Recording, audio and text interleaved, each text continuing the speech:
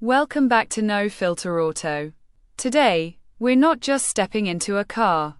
We're stepping into a statement, a monument to post-war American triumph, cast in chrome and powered by pure ambition. The year is 1949. The world is rebuilding, but America is booming.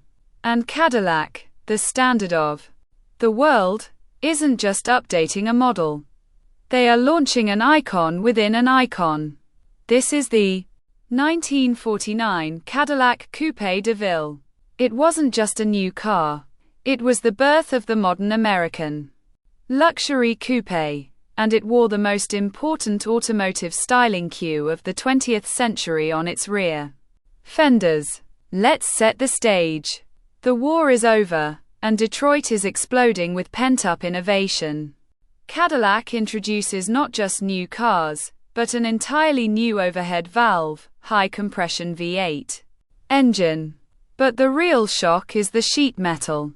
Out go the pre-war curves, in comes Harley Earl's new hardtop design. The Coupe de Ville was the pinnacle, a two-door coupe with no B-pillar. When the windows were down, it was a seamless, open-air cathedral of style. And then, you see them. The tailfins. Inspired by the Lockheed P-38 Lightning fighter plane, they start as subtle ridges on the rear fenders. The hook is not mere luxury, but forward-looking luxury.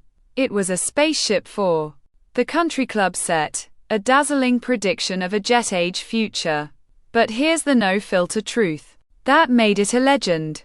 That new 331 cubic inch V8 was a technological earthquake. It produced 160 horsepower, a massive figure for the time, and ran on higher octane fuel, delivering smooth, effortless torque that defined the Cadillac feel for a generation. The Coupe de Ville was a rolling showcase of features: power windows, a groundbreaking automatic transmission, the Hydromatic, a signal-seeking, Wonder Bar, radio, and sumptuous interiors in broadcloth and leather. The appeal was the seamless fusion of cutting-edge technology with opulent comfort. It offered a sensory experience of isolated, vault-like serenity, punctuated by the distant, muted whisper of that powerful V8. It was a bubble of post-war confidence on wheels. Now, let's talk about their pure, unfiltered experience. You open a heavy, solid door and sink into a sofa-sized bench seat. The dashboard is a panorama of chrome and oval gauges, lit with a soft, green glow at night. You press the starter button, and the engine turns over with one smooth, silent crank and settles into that deep, almost inaudible purr. You shift into drive with a silent, hydraulic sigh. On the road, the sensation is one of immense, liquid power and absolute isolation.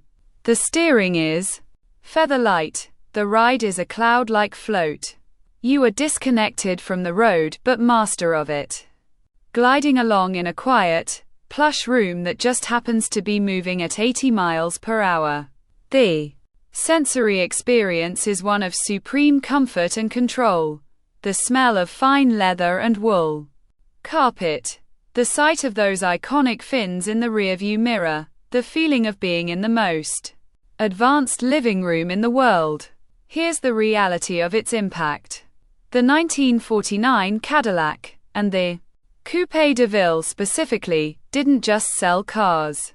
It set the template for every American luxury car for the next 2 decades. It ignited the tailfin wars. It made the hardtop body style the ultimate object of desire. It was a cultural sledgehammer, symbolizing success in a way a house or a watch never could. It wasn't just transportation, it was the physical reward for winning the peace. So, the no-filter comparison. Its only true rival was the other top-of-the-line luxury coupe, the Buick Roadmaster Riviera, or the Oldsmobile 98 Holiday. But the Cadillac had the engine, the prestige, and those fins. It competed against everything else by being more advanced, more stylish, more potent. It appealed to the executive, the celebrity, the anyone who had made it, and needed the world to know, not with noise, but with sheer, undeniable presence. The legacy of the 1949 Cadillac Coupe de Ville is the definition of mid-century American luxury. It is the car that turned an aircraft's tail into a symbol of status, that made the V8 the heart of the luxury experience, and that established the hardtop as the ultimate expression of style. It was the beginning of Cadillac's golden age. The 1949 Cadillac Coupe de Ville stands as a monument to optimistic excess. It is the car that looked at the horizon and saw not a limit, but a runway. It wasn't built for the curves of a mountain road. It was built for the straight, wide boulevards of a triumphant nation's dreams. If this kind of deep dive into the machines that defined an era's aspirations resonates with you, make sure you're subscribed to No Filter Auto. Let us know in the comments.